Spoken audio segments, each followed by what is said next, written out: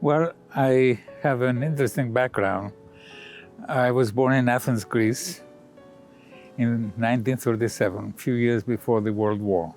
I'm still processing my childhood experiences because I had to go through the disaster of the Second World War, the Holocaust in hiding, changing my identity from Albert Levis to Nikolaos Theologopoulos, from being Jewish to being Christian.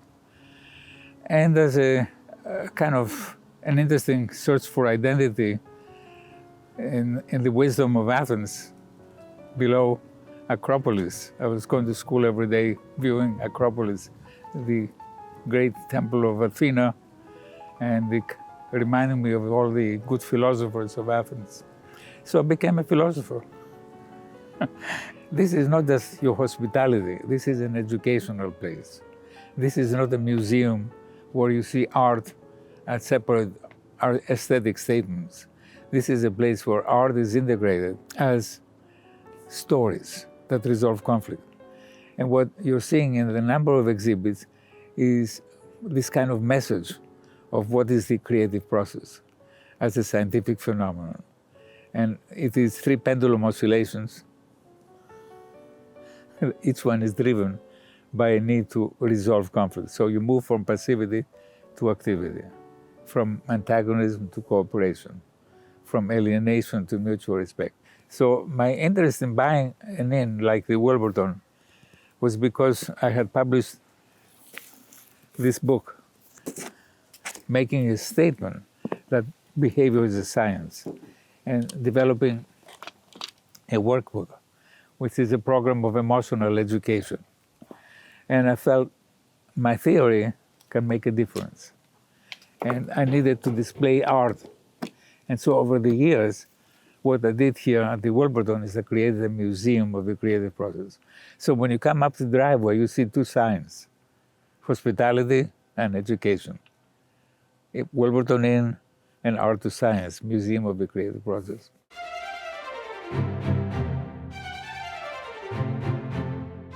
I like to start the sculptural trail looking at my Greek temple behind the wizard and the wizard, which is an Easter Island head with a tear of blood. And he represents the author of all stories and of all religions. And he says, how come after all my stories, the world is not living happily ever after? And there is a scale next to it which represents my voice and science, and says, don't despair, the secrets to happiness are in all stories, but instead of believing them, see what is universal in all stories. And what is universal is the creative process. Then you'll be smart, and then you can enjoy all the stories as conflict resolutions. And so here we have a story with a conflict and a resolution to see what is universal in all stories.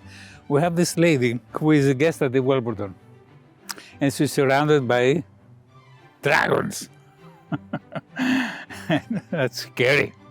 That's a fairy tale, always has ladies and dragons. And so this is the beginning of a story, of a fairy tale, but guess what happens at the end? There's happily ever after. And that is recorded here with a kiss and an embrace. And you see boy-girl kissing, happily ever after. And that is the bond between whatever civil union, don't have to be boy and girl. And this is the Twin Towers as well. And there is an embrace. And there is Don Quixote and Dulcinea, happily united at the Wilburton Inn. So this is the beginning of looking at the story and saying how stories have something scientific about them, conflict resolution. I wanted to gradually develop a learning center for my ideas. I had an interesting journey through understanding my identity by studying my cultural background as a Greek and as a Jew. And I developed from there the understanding that we have an innate mechanism of resolving conflict, and that our religions found different ways of resolving. the metaphors of the Greek mythology are very close to science. And Prometheus means foretelling, predicting. And so he's known to still the fire and presenting the fire as these three weird sign form flames that represent his recognition of a pattern that repeats. This is exactly what I recognize myself. So I give him credit for recognizing this way. And he was able to alert Zeus by saying, this is the pattern that it might kill you.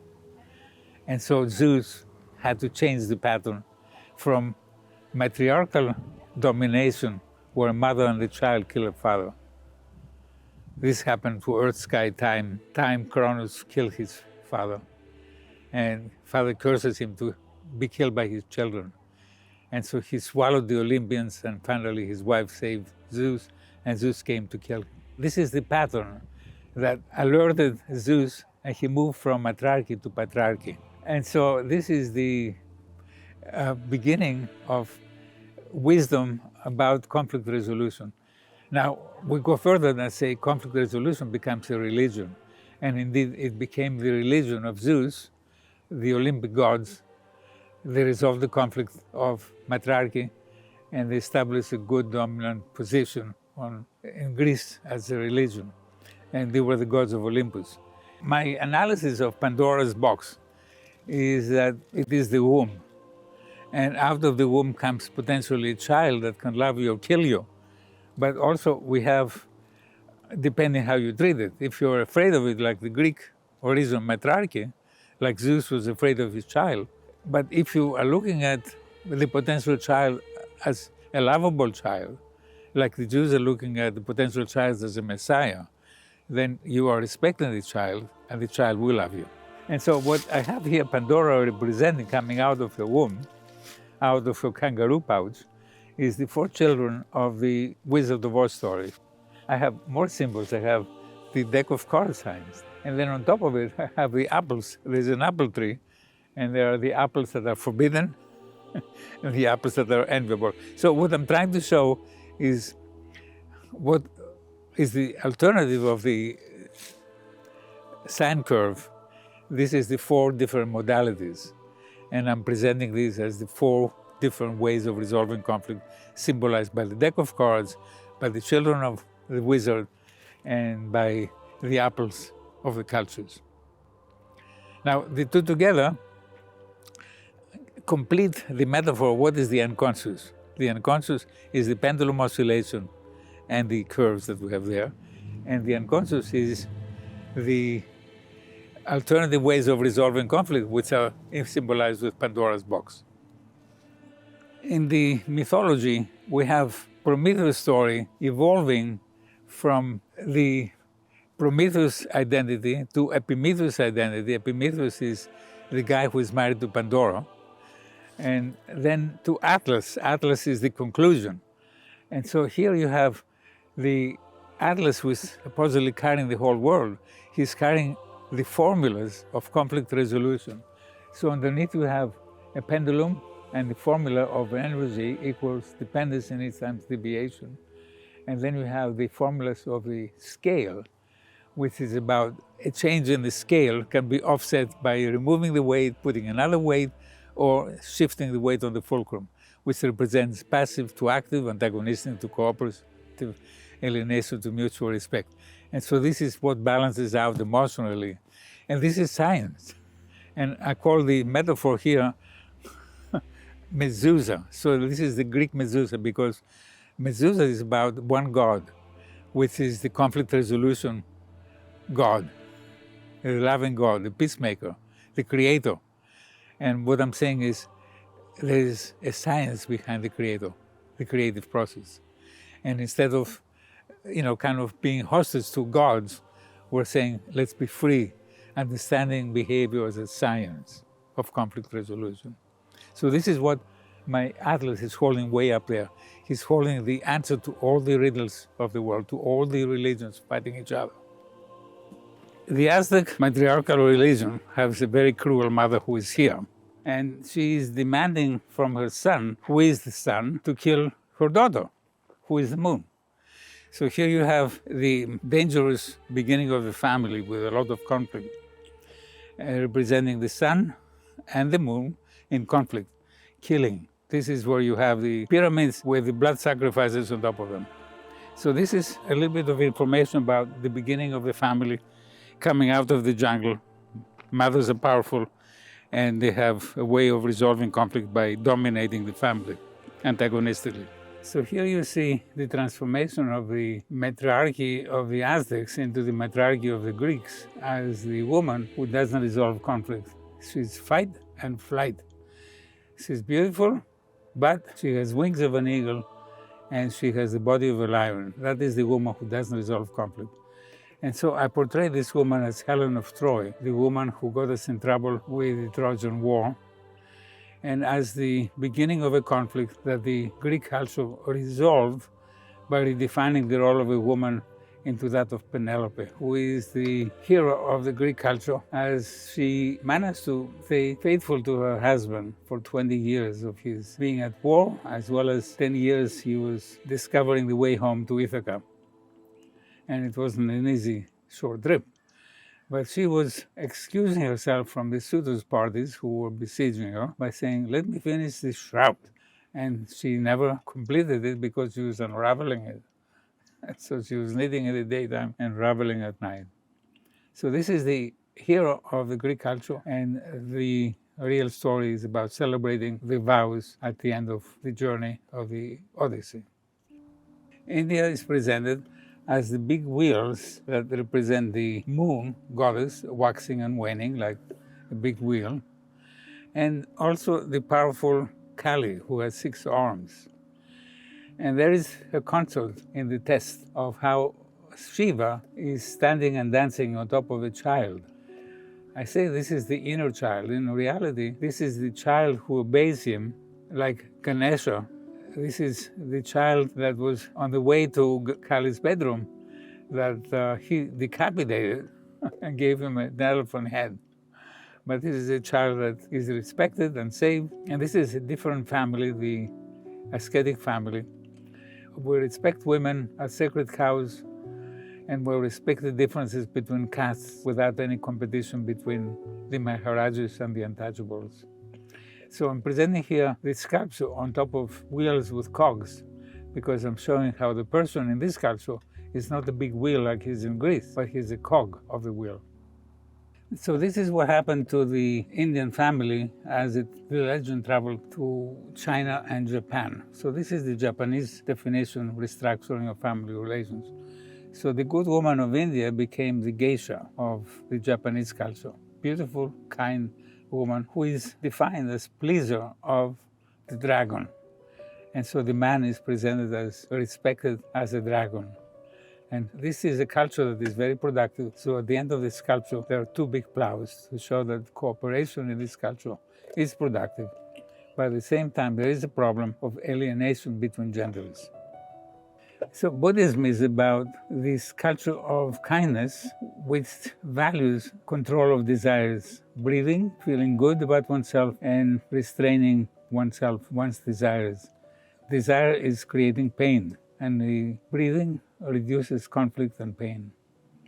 And Buddhism is credited for developing the alternative paradigm of enlightenment, eightfold path to enlightenment, controlling desires and finding good measures. So it's improvement on asceticism, but it still is sitting on your emotions rather than being aggressive. We have a pattern, and that is a scientific mechanism, and that we have resolutions, and these are alternative ways of resolving conflict. So we have 2 phenomena here. One is a pattern, a dialectic that repeats itself, and another one is alternative ways of resolving. And I looked at different cultures and identified 4 different ways of resolving. So the apple was forbidden for the Jews. The apple was available for competition in the Greeks. Like the Olympic Games, you get an apple at the end. So in India, the apple was the sacred cow. And instead of desiring a relationship with a woman, you're withdrawing, ascetically withdrawing, inflicting pain on yourself, respecting, cooperating. And in the Aztec culture, the apple was your own heart that was wrenched from your chest alive, given to the gods. So there identified 4 alternative ways of resolving conflict. And that was the 4 cultures. Here we have the Gilgamesh epic, in which a beautiful lady is making advances to a gentleman by the name Gilgamesh, a prince. And Gilgamesh is refusing the advances of this lady and saying, "What did you do with your lover from last year?" She had killed him. And so she's not a woman to play with. And so there is a war, the women against the men, and Kid with his Superman, like Samson and Delilah. The women manage to kill and Kid with the Superman. And the end of the story is that Gilgamesh is lamenting the loss of his good friend.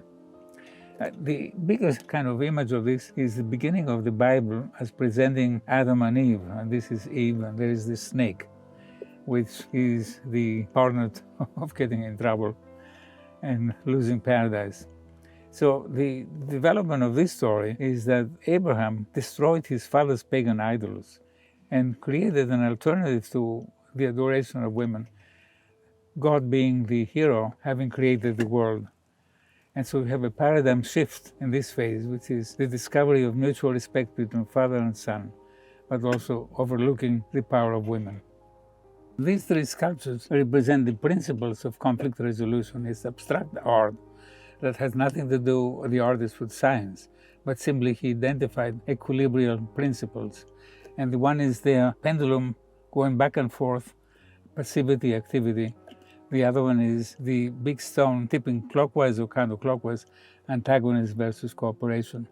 And this is the stone that goes up a totem pole as alienation versus mutual respect. So the art here is moral in spite of the fact that it is modern geometric art. This is the station that, I say, Abraham took a hammer to his father's pagan idols, and he created an alternative, which is Genesis, the big wheel turning every 7 days. And so he created the metaphor of the creative process as the God that completes conflict resolution in 6 emotions as the days of the week and celebrated as a resolution upon Sabbath. And so this used to be a big sculpture of the artist called it Joy.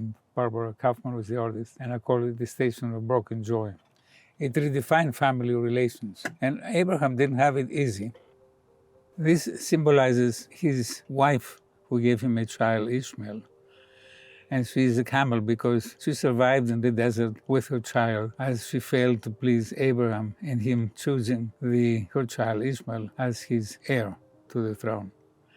And so we see him as symbolism of Islam with an angry child with toys that are military weapons that are defining a bit the Islamic militarism, jihadism, as the anger for good excuses like losing some land to Israel, but they have a tendency to be on the aggressive side, like attacking the towers of America on 9/11.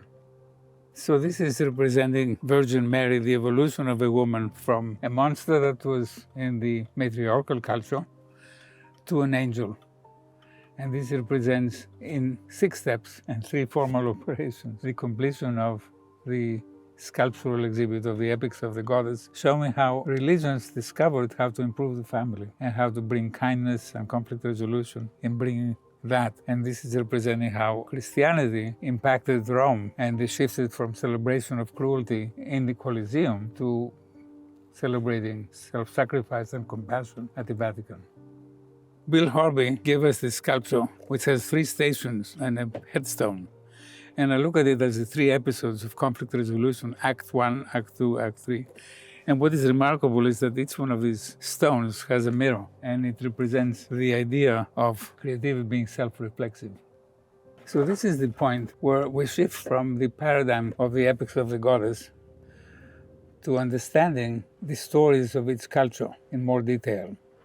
And so we have contrasted the Aztec culture, the Greek culture, and the Judaic culture next to each other. This is Chakmol, who is on top of the pyramids, and where you put the bleeding heart of the person into the container. And this is the image of Coatlicue as a woman who is very cruel. She has a necklace of severed hands, hearts, and skulls, a skirt of snakes, and she's a snake woman. There's another image of her there. Now, this is the alternative story. So this is Zeus with a lady friend on his lap, while his wife is next to him, holding two snakes up in the air. And she's putting the snakes in the crib of one of illegitimate children.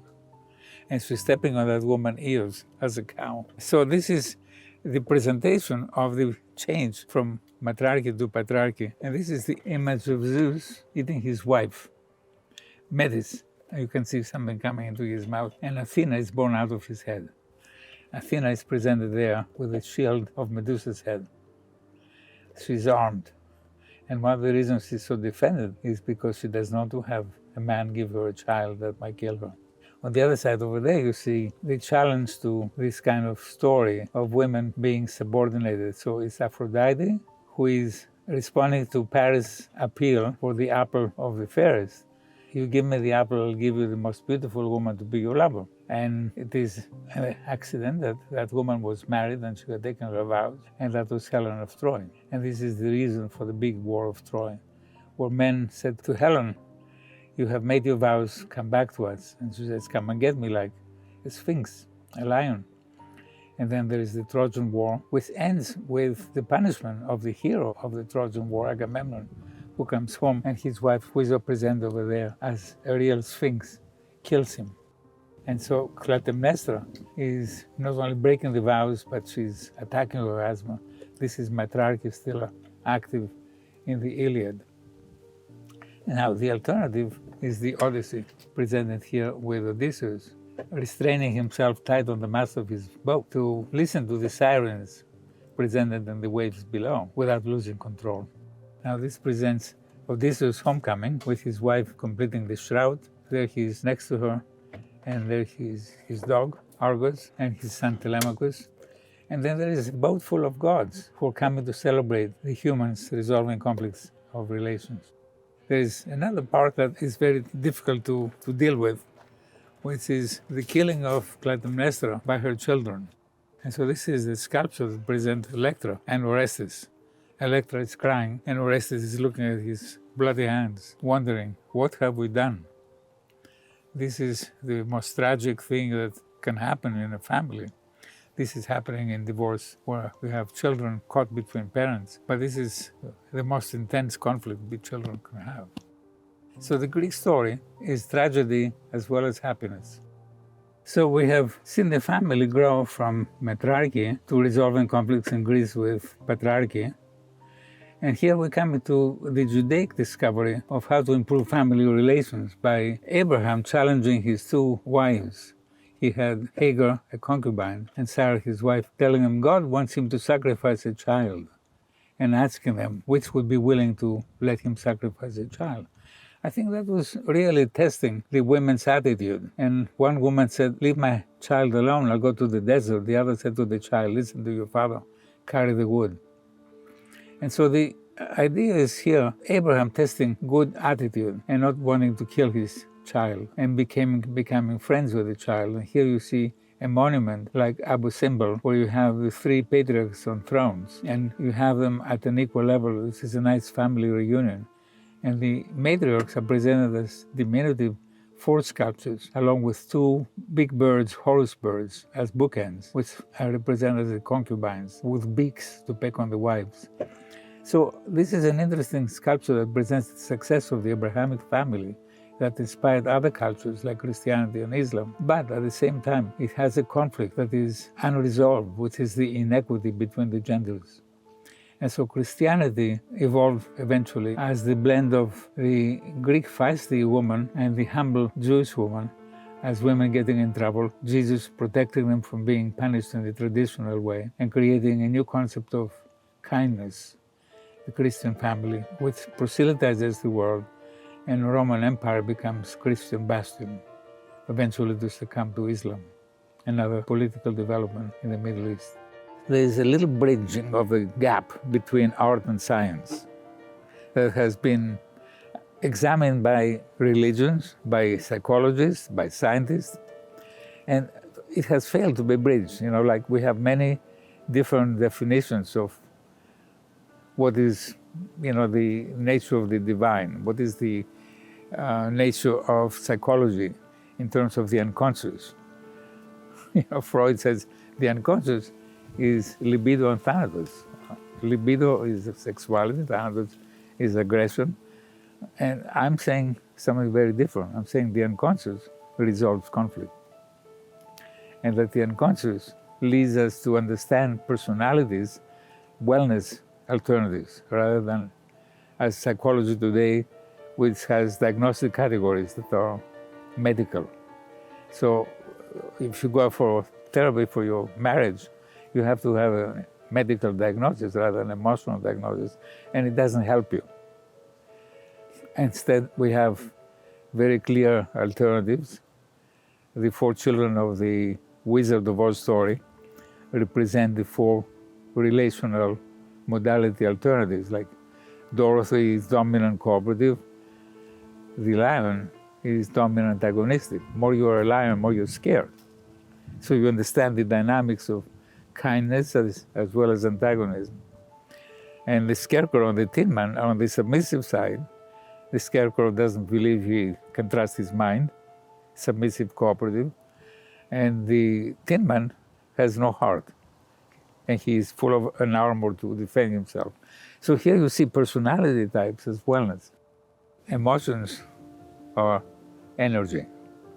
That if we have something upsetting us, it's like our pendulum is out of balance. And this displacement is unconsciously processed, and we get back to a rest state. And this process has 3 pendulum oscillations, which is the 6 emotions: stress, response, anxiety, defense, reversal, compromise. And also by different formal directions, which make us dominant or submissive, cooperative or antagonistic. So my educational program, which is very therapeutic and very educational, is really completing a workbook. And you have here a sample of different workbooks completed, and you see the person's artwork, especially the animal metaphor, which helps a person quickly to understand oneself and understand also personality by completing the questions of the inventory, personality inventory, and see what is personality. It's a useful work. It's a theory, but it has practical applications.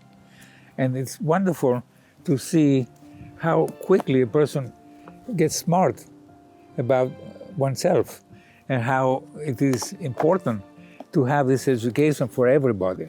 So what I'm advocating is the transformation of psychotherapy to psychoeducation. And instead of depending on wisdom coming from the psychiatrist, you interpret your metaphors yourself. You understand yourself and what changes you have to make. And there are questions in the books, in the assessment.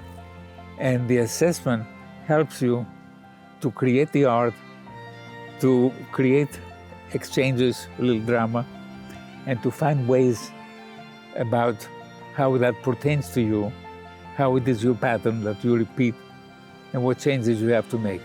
And so you start thinking about the animals making changes, and then you see your changes, and then there's a question, what changes are you willing to make? So the beauty of this testing is that it can be educational and therapeutic without the therapist. So this is the sculpture I call The Bride and the Groom, but it is really a metaphor of the love of a good story. The bride is the book, is the Torah, is the Bible, and the groom is a rabbi with a big nose, a scroll on his shoulder, his hand pointing to Jerusalem. And the Holocaust Memorial here is unlike any other Holocaust memorial. It doesn't memorialize the atrocities. It explains the conflict that people have on the basis of stories misleading and learning about a shift of paradigms, understanding how to move from the stories that divide us to understanding the conflict resolution process as the new paradigm. So I'd like to show you what happened in the Second World War and what we can learn from the war as a paradigm shift. So we have here the Second World War initiated by crazy man Hitler, who wanted to persecute the Jews because they were troublemakers. They had created socialism, the revolution of communism in Russia, and they had created too much power for themselves. And they also had these crazy ideas about psychoanalysis. And so here you have two monuments for the Jewish prophets of the 20th century, Marx and Freud.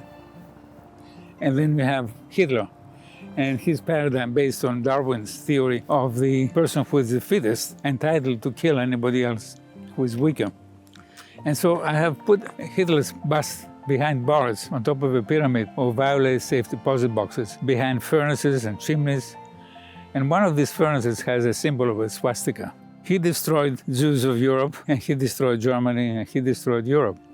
And he killed millions of people because of his violent ideology. But these are the troublemaker Jews who try to create a better world, talking about equality, economic equality. And there is Freud's chapel of Venus and Pinus, as his sexualizing behavior, allowing people to have emotions rather than becoming hysterics. But he emphasized sexuality too much. Now, the alternative is what we have seen at the end of the century. And here I have a tribute to Gorbachev, who was able to interpret the paradigm of communism, dissolve the Soviets. And I have a spiral staircase which represents the new paradigm, the conflict resolution process, and music as well, a harmonic, and he's playing a violin. So this is my celebration of paradigm shift. So what I was saying before is the wizard is crying because he says, how come we're not living happily ever after? And this is the answer. We need the paradigm shift.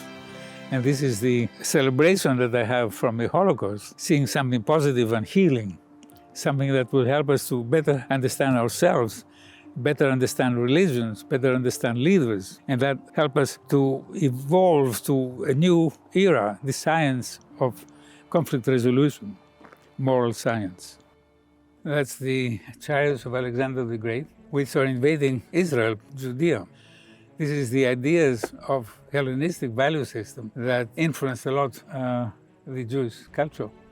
And they had, during a certain phase of many centuries, accepted some of the values of the Greek ideas. This is a circle of pine trees as the Jerusalem, and on the ramparts of Jerusalem, I have two women. One has a child and says, God is not with the father and the son, but with the mother and the child. And the other one has a banner which says, girls are as good as boys. So that was a new phase in the history of religions. And God became a human, which was, kind of natural because the Greeks believed in humans being gods and Jews believed in them as messiahs. And it shows how religions are political developments, psychological political developments. Here I have a station which defines this difference between the scriptures with the names of the religions. Islam means submit, so the birds are within cages.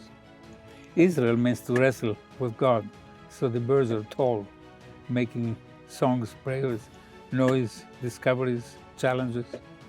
And Christianity is the bird becoming chicken soup of the soul, cooking to provide food and nurturance to others, but at the expense of the person. Another image now there is Pegasus, the horse that has wings, that presents how we can fly using creativity. And he has little animals on a line, like little pigs who have wings and would like to learn how to fly. That is the lesson about choosing creativity. Christianity identifies with the fish. And here I have a collection of fish to show the different apostles with different gospels. All of them happen to choose the fish condition, which is submissive rather than bird condition that's flying.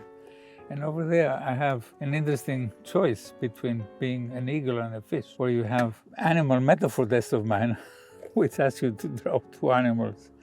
And usually the animals are opposite or they have a conflict. And so you see here a very intense conflict between an eagle and a fish jumping out of the globe. And one way of finding out about my guests very quickly, about the personalities, I ask them, do you identify with the fish or with the eagle? Dominant people are eagles and lions. Submissive people can be fish. Here we have a challenge. The world is always in conflict.